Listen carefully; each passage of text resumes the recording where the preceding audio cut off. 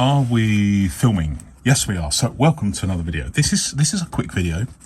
It's just a hack that I've been experimenting with for a few weeks now, and I am confident enough to share it with you.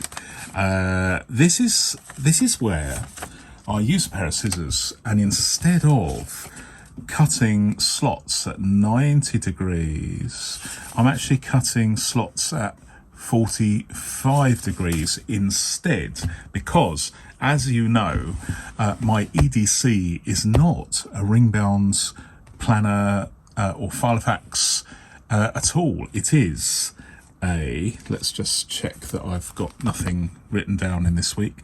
It is actually due to a serendipitous discovery when I broke the rings on my lovely Filofax Portland, which is one of the more recent Filofaxes that's not vintage, but nevertheless very high quality. I really like this. Apparently it's tumbled leather. I don't know what tumbled leather is or what process is employed to get it like this, but it's lovely, hard wearing. The only problem with these Filofax mini binders is the rings can be a little bit fragile, especially where you're constantly having to, well, hopefully not constantly, but if you try and bend them too much, because the rings there's gaps in the rings, or the rings are misaligned, then they can fail. So I just removed these and I started using it as an EDC using these treasury tags. I'll leave a link. These ones are 51mm. They're the ones you want. Why is it 51mm? Because we live in the metric world, but these have been made for over 100 years, and they are made to imperial sizes. So that is why they come in this obscure 51mm size. But 51mm is the ones you want, and they're very cheap. You get them in a box of 100 typically, and then the world is your oyster, as we say in the UK. But what I'm doing here, why am I doing this? Why am I cutting slots here? Wouldn't it be better to use rings? Well, as discussed, from the point of view of just how reliable this is, how bulletproof it is, you can sit on it, you can stamp on it, you can overstuff it, you can wedge a pen in here, and it just works. It just works fantastically for me.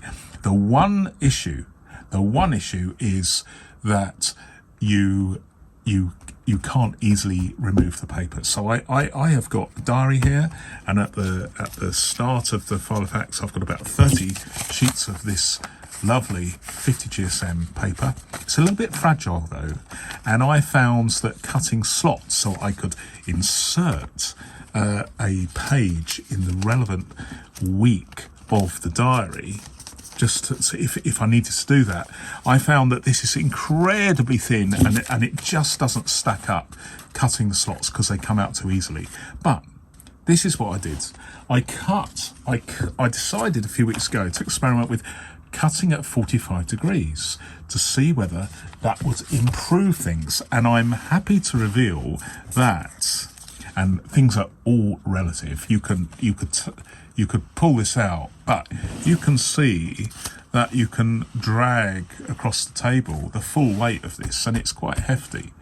And it works. It works long enough for this to work, and I sometimes use the grid square if I've got more than one item specifically pertaining to a given week in my diary, or it might be just like this, where it's just a single thing on a single page, but it does actually work. I'll leave it there. Thanks very much for watching.